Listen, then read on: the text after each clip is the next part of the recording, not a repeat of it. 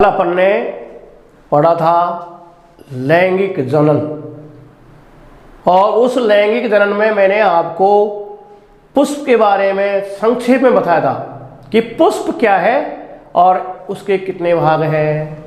आज आपका जो टॉपिक है वह है नर एवं मादा युग्मकोद्भिद की संरचना और विकास, कि उसकी संरचना क्या है और उसका विकास किस प्रकार से होता है। Male and female gametophyte structure and development. आज केवल अपन पढ़ेंगे स्ट्रक्चर, और स्ट्रक्चर किसी पढ़ेंगे अपन नर युग्मकोद्भिद जो पुमंग है उसकी संरचना के बारे में अध्ययन करेंगे। कल मैंने आपको पढ़ाया था कि पुष्प क्या है। पुष्प एक रूपांतरित प्रेरोहे है। Flower is modified shoot. Flower is modified shoot. ये जो पुष्प है, ये पुष्प कहाँ लगता है? पुष्प वृंत पर। पुष्प वृंत पर क्या लगता है? पुष्प लगता है, और पुष्प वृंत पर पर्व एवं पर्व संधियां, पर्व और पर्व संधियां संघनित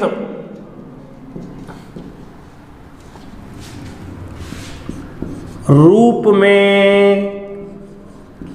लगी रहती हैं, जिन पर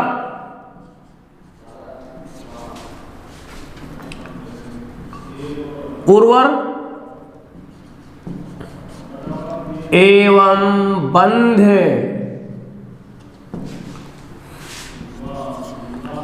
पुष्प पत्र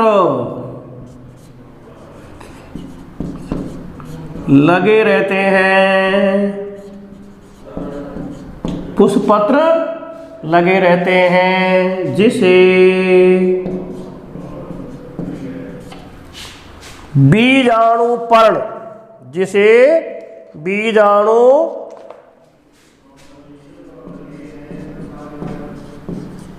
पर्णधारी, बीजाणु पर्णधारी प्रेरोहे कहते हैं। बीजाणुओं को धारण करने वाली, बीजाणुओं को धारण करने वाला क्या है? प्रोरो है, सूट है। आप सुनिए, पुष्प क्या है? पुष्प एक रूपांतरित पुष्प है। कल मैंने आपको पढ़ाया था कि पुष्प किस पर लगता है? पुष्पवृंत पर, और इस पुष्पवृंत पर्व एवं परम संध्या संघनित रूप से लगी रहती हैं, जिन पर उर्वर फर्टाइल एवं मंद न्यूट्रल पुष्पपत्र लगे रहते हैं, और उसे हम बीजाणु पर्णधारी प्रेरोह कहते हैं। तो ये था आपके किसके बारे में? पुष्प की परिभाषा। फिर मैंने आपको पढ़ाया है कल पुष्प की संरचना। मैंने आपको कल पढ़ाया था कि ये पुष्पवृंत है,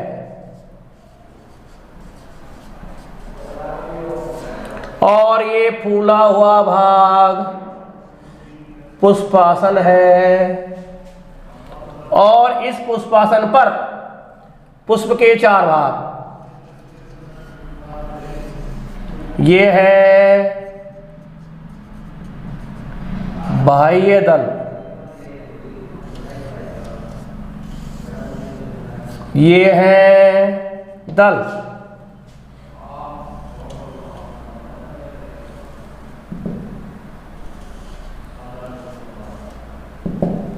ये है पुमंग और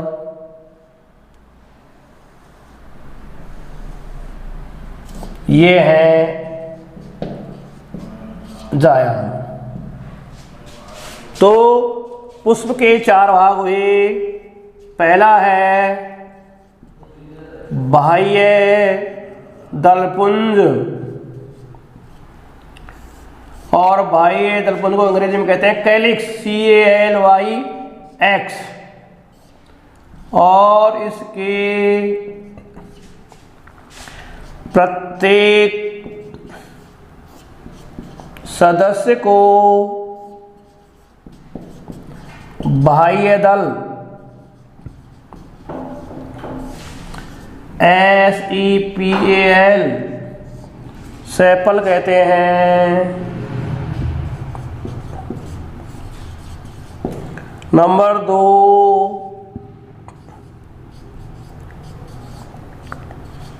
दलपुंज COROLA, इसके प्रत्येक सदस्य को दल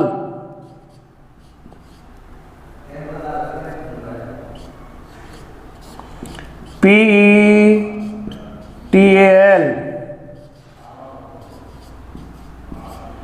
कहते हैं।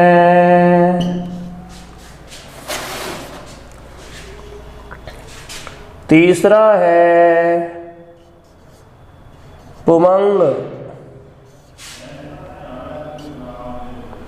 ANDROECIUM,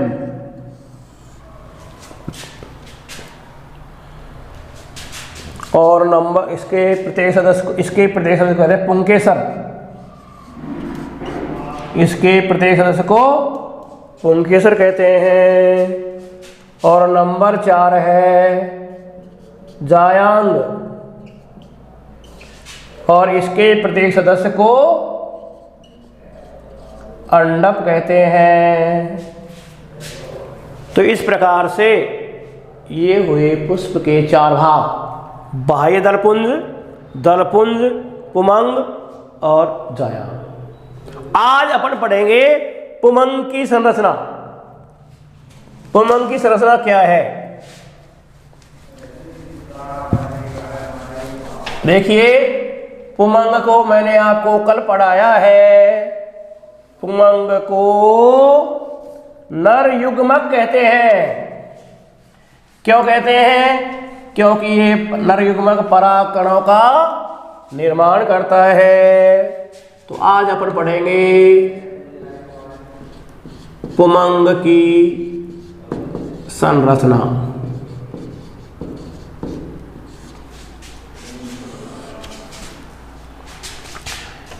इसे नर युग्मक इसे नरजननांग कहते हैं, तथा इसके प्रत्येक सदस्य को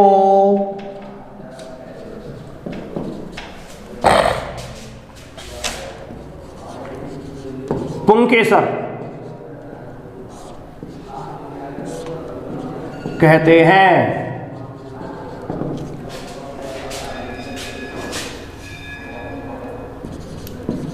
इसके 3 भाग होते हैं। नंबर 1 पुतंतु, नंबर 2 योजी, और नंबर 3 पराग कोश। देखिए, चित्र के अनुसार यदि हम इसका चित्र बनाएं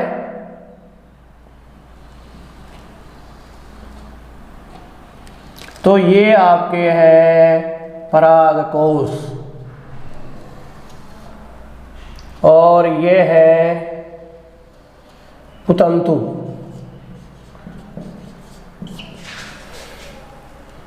परागकोश और ये है योजी और इसके अंदर ये पाए जाते हैं पराग कण। तो ये किस संरचना है?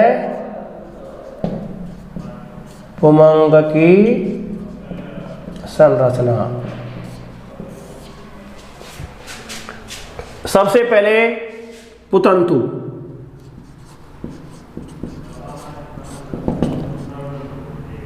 यह है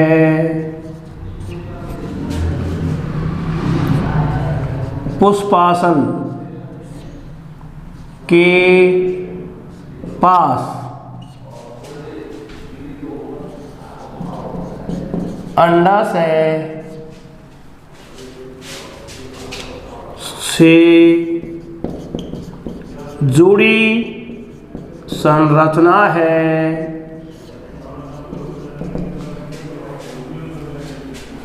जो तंतुनुमा संरचना पराग कोशों को ऊपर की ओर धारण करती है।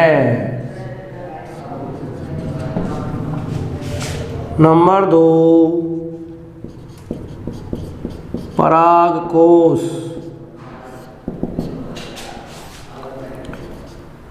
ये पुतंतु के ऊपर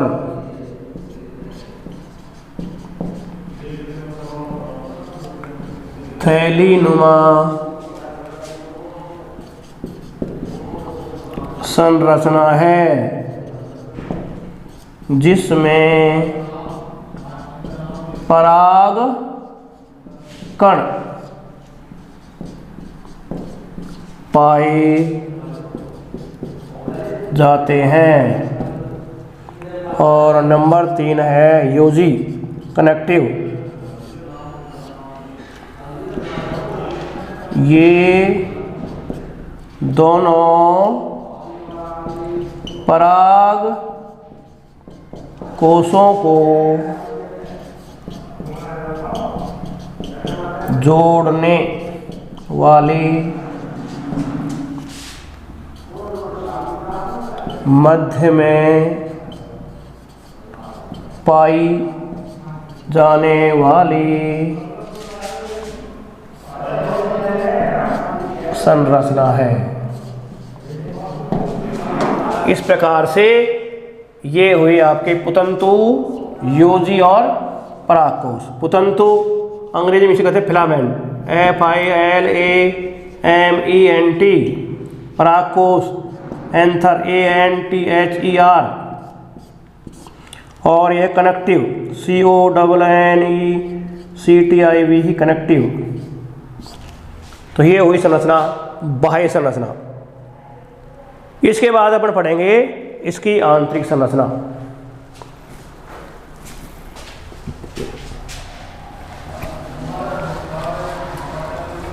पुमंग की आंतरिक संरचना।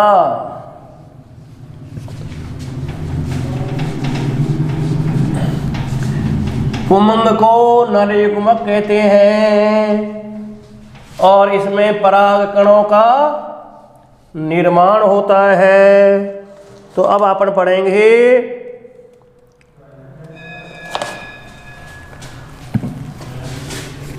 पराग कोश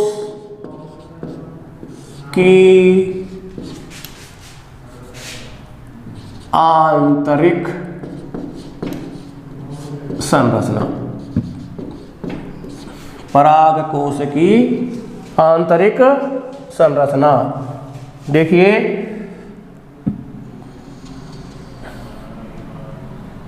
ये इसमें परागकोश है और ये बीच में योजी है और ये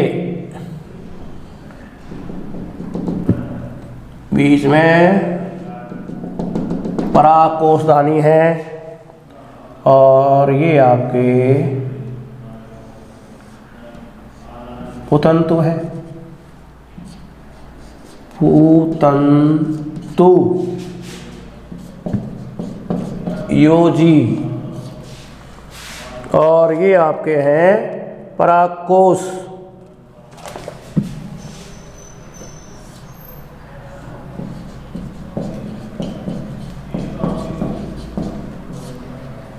और ये है पराग कण। तो ये इसी क्या है, परागकोश की क्या है, संरचना। इसके बाद में हम पढ़ेंगे इसमें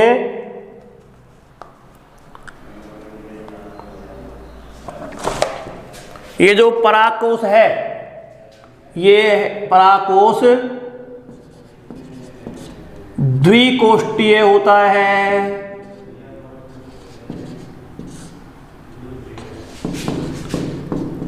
तथा एक परागकोश में 4 लघु बीजाणु धानी पाई जाती है। अतः इसे चतुष्टय संरचना कहते हैं तथा ये परागपुट भी कहलाते हैं। परागपुट भी कहलाते हैं जिस बीजाणुधानी में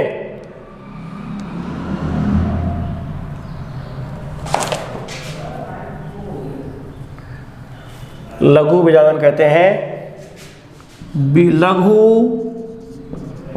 बीजाणु धानी में पराग कण पाए जाते हैं।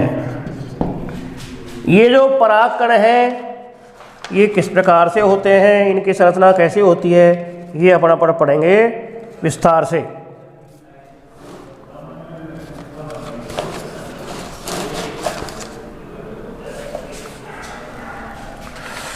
देखिए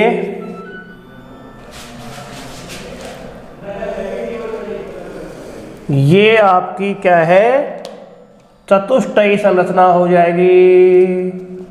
ये सबसे बाहरी परत है,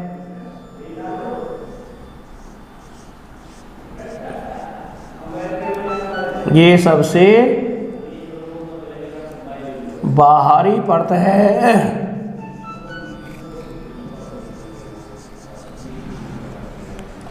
और बाहरी परत में ये सारी कोशिकाएं समांगी होती हैं, समान आकार की होती हैं और समान आकार की कोशिकाओं को समान आकार प्रपैसु कोशिकाएं, यह है प्रपैसु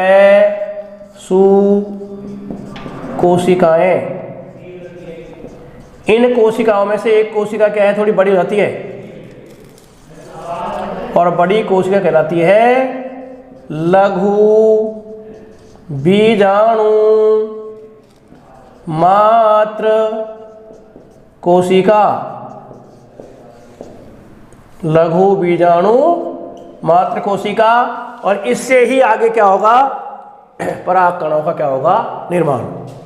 तो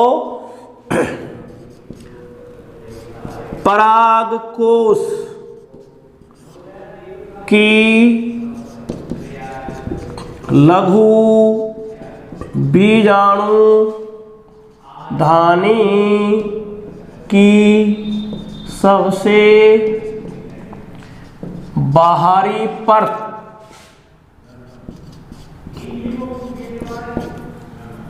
एपिडर्मिस, बाह्य त्वचा कहलाती है, जिसके अंदर समांगी कोशिकाएं पाई जाती हैं, जिन्हें प्रेपेसु कोशिकाएं कहते हैं। इन कोशिकाओं में एक कोशिका आकार में बड़ी हो जाती है, जिसे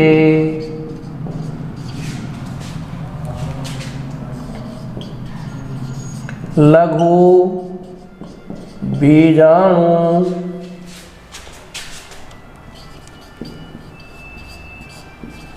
मात्र कोशिका कहते हैं।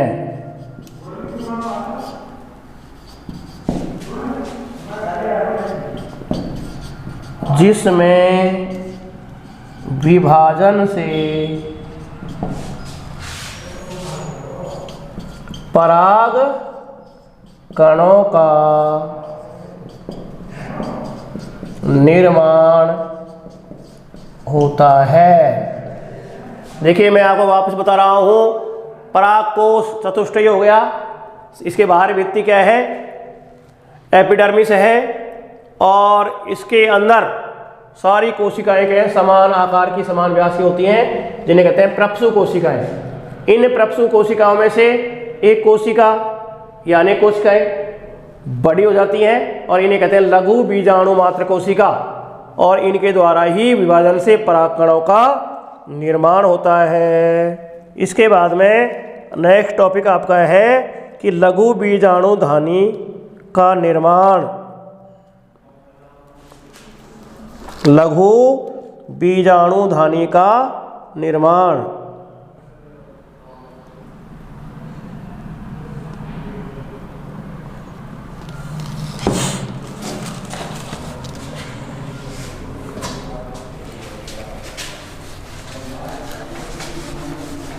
अब क्या होगा,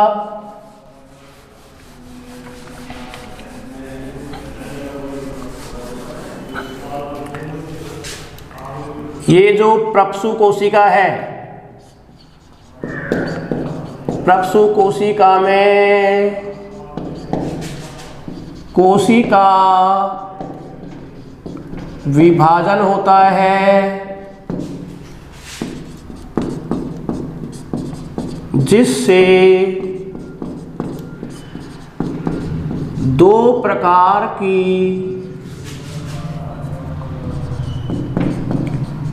कोशिकाओं का निर्माण होता है। नंबर एक जो कोशिका है वो है प्राथमिक भित्तीय कोशिका और दूसरी है प्राथमिक बीजाणु जनन कोशिका।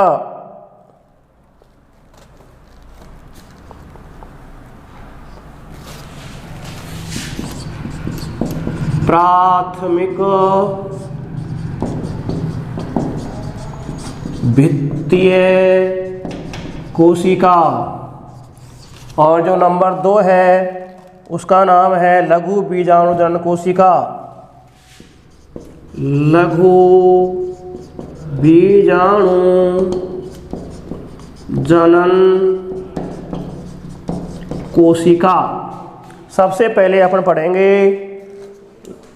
परागकोश भित्ति कोशिका।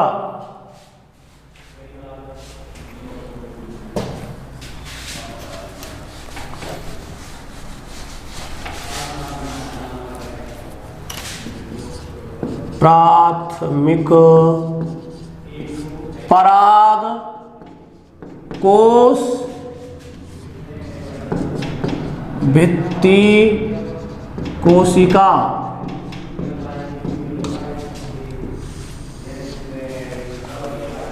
देखिए ये सबसे बाहरी परत है।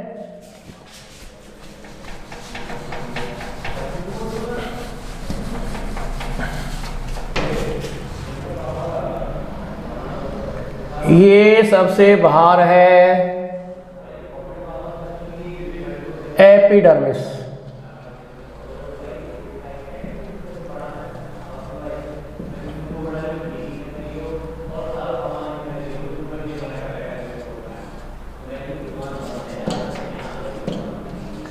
बाह्य भित्ति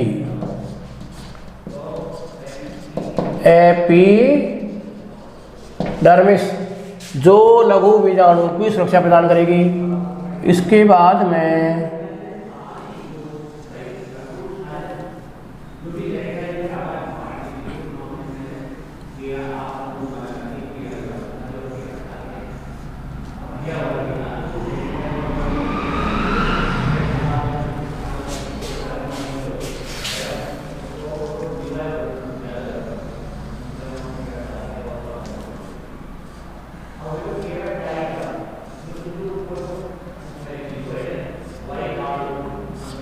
यह है आपके अंतःचर्म एंडोथीसियम। फिर यह है मध्य परत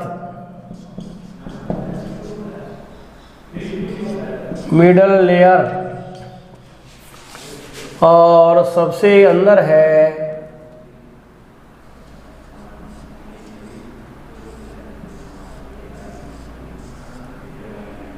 ये टेपिटम है।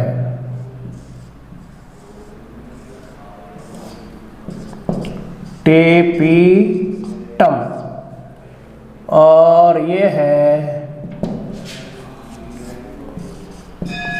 लघु बीजाणु मात्र कोशिका। तो प्राथमिक परागकोश भित्ति क्या है? यह है परागकोश की सबसे बाहरी परत है, जिसके चार भाग होते हैं। पहला है बाह्य चर्म, यह है मोटी 2-3 परतों की बनी होती है, जो सुरक्षा का कार्य करती है। नंबर 2 अंतःचर्म, यह बाह्य त्वचा के कुछ नीचे होती है, जिसमें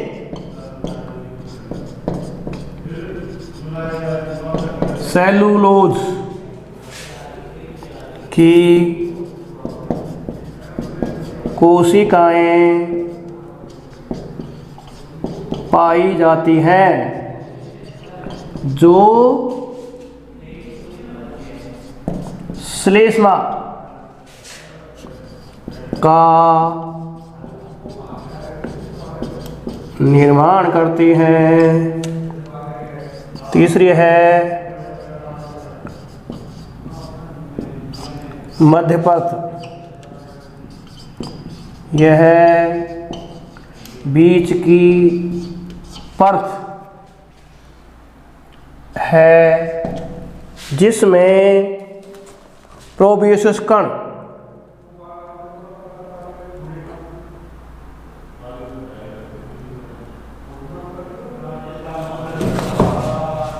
जिसमें 2-3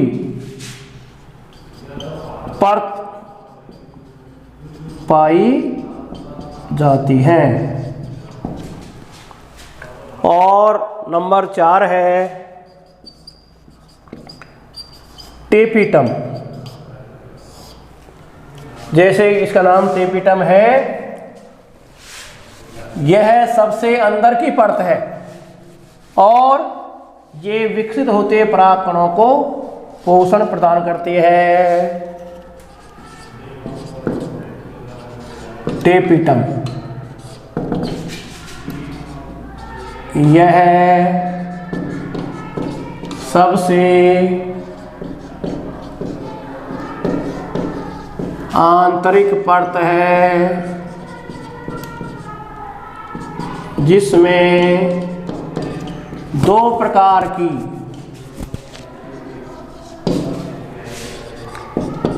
कोशिकाएं पाई जाती हैं। नंबर 1 है अमीबीय कोशिकाएं।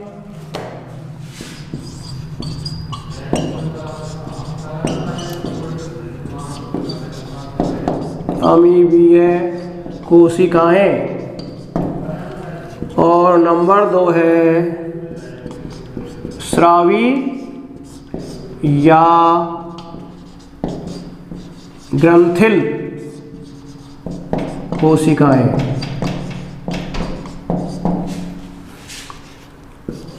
कार्य नंबर 1 पोषण प्रदान करना। नंबर 2 श्लेष्मा प्रदान करना। इसके अलावा इसमें जो प्रोब्यूसियस कण पाए जाते हैं, प्रोब्यूस का है स्पोलिंग प्रदान, इसमें प्रोबियूसस वसा के कण पाए जाते हैं, जो परागकणों के चारों ओर स्पोरोपोलेनिन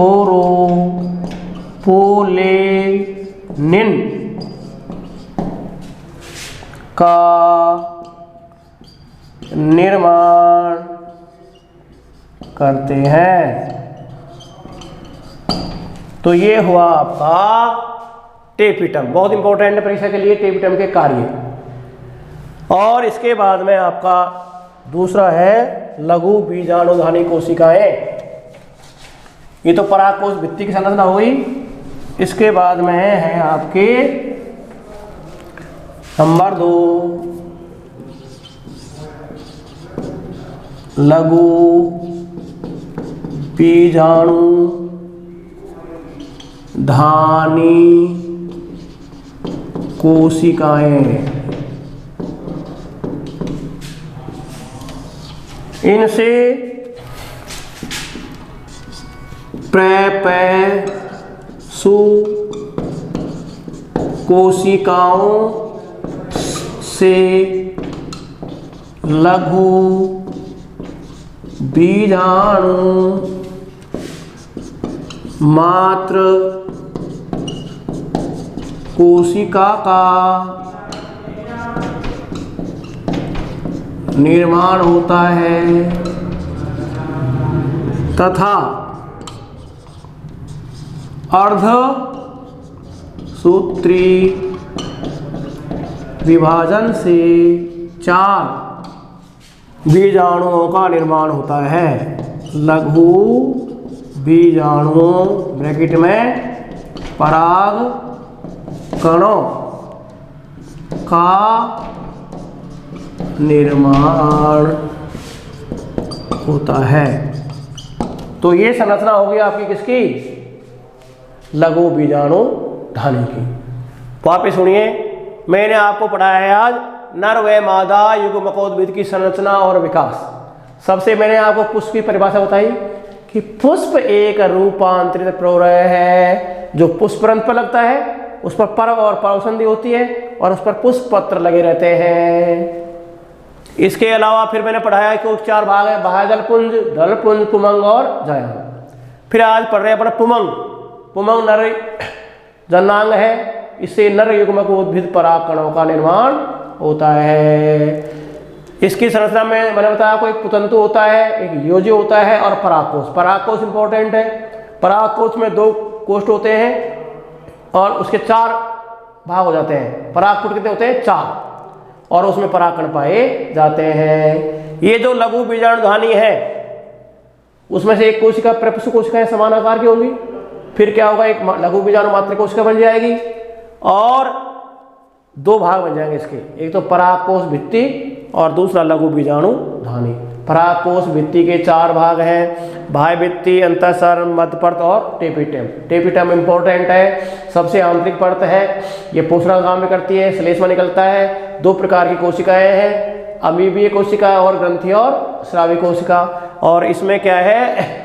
प्रोबियस कण पाए जाते हैं, वसा के, जो स्पोरोपोलिन का निर्माण करते हैं, जो बीजाणुओं को लंबे समय तक नष्ट होने से बचाता है। और लघु बीजाणुधानी में अर्धसूत्री विभाजन होगा और उससे 4 पराग कणों का क्या होगा? निर्माण। आज का टॉपिक यही समाप्त है। कल पुनः मादा युग्मकोद्भिद की संरचना पढ़ेंगे। धन्यवाद, बहुत बहुत थैंक्स यू।